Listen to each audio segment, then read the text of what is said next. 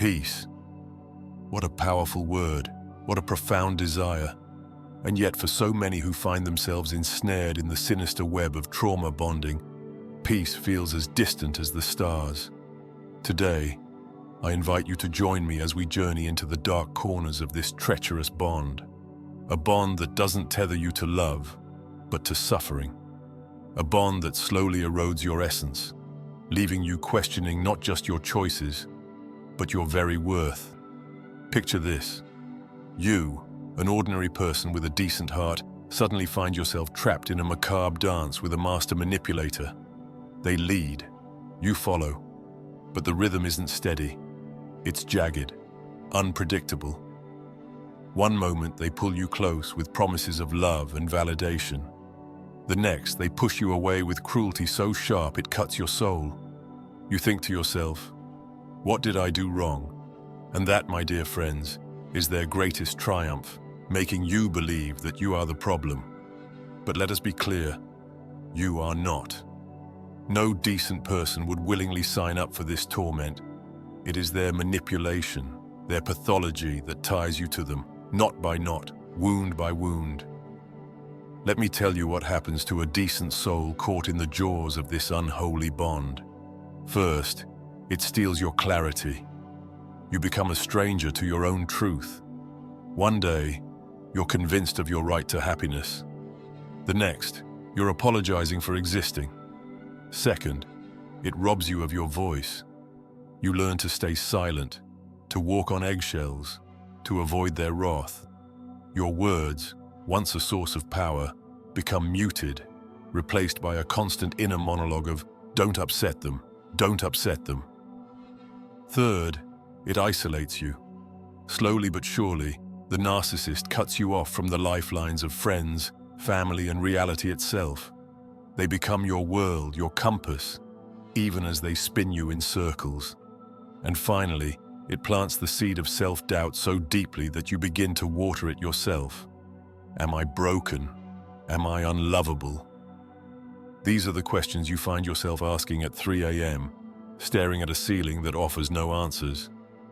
Ah, the narcissist. What a complex creature. Broken in their own way, yet so adept at breaking others. They demand your loyalty while offering none in return. They present themselves as your savior while becoming your tormentor. They are, as I often say, diabolical. The word itself, diabolical, has a certain weight, doesn't it? It comes from the Latin diabolus, meaning the devil. And how fitting for these individuals wage a devil's war on your psyche, demanding submission, devotion, and sacrifice, all while feasting on your pain. They weaponize your kindness, exploit your hope, and twist your love into chains. And the more you try to appease them, the tighter those chains become. You may think, surely I can fix this. Surely if I love them enough, they will change. But here's the hard truth. Your love cannot heal their brokenness. Your kindness cannot fill their emptiness. You, dear listener, are playing a rigged game, and the only way to win is to stop playing. But how? Ah, that's the question, isn't it? How does one untangle themselves from such a bond, especially when every fiber of your being screams to stay, to fix, to make sense of the senseless? First, my dear friend, you must understand this. You are not obligated to protect the narcissist. They are not your responsibility, nor are their wounds yours to heal. They have weaponized your compassion against you, and it is time to reclaim it. Second, let go of the lie that you owe them anything. They have spun a narrative of duty and loyalty to keep you bound. But true loyalty cannot be demanded. It must be earned, and they have not earned it. Third, reclaim your freedom, not just the physical freedom to leave, but the emotional freedom to be, to rediscover your likes, your dislikes, your quirks, your dreams. Write them down, declare them as truths, because they are. And lastly, surround yourself with lifelines. Friends, family, therapists, anyone who sees your worth and reminds you of it when you forget. Isolation is the narcissist's greatest weapon. Connection is your greatest defense. Healing, my dear friend, is not linear. It is messy, uncomfortable, and at times, excruciating. You will have days where you feel like you've moved mountains, and others where you can barely crawl. That is normal. Be patient with yourself. You may find yourself over-explaining, apologizing, or doubting your every move. These are the echoes of the trauma bond, but they will fade with time. And one day, you will wake up and realize that your thoughts are no longer consumed by them. That, my dear, is freedom.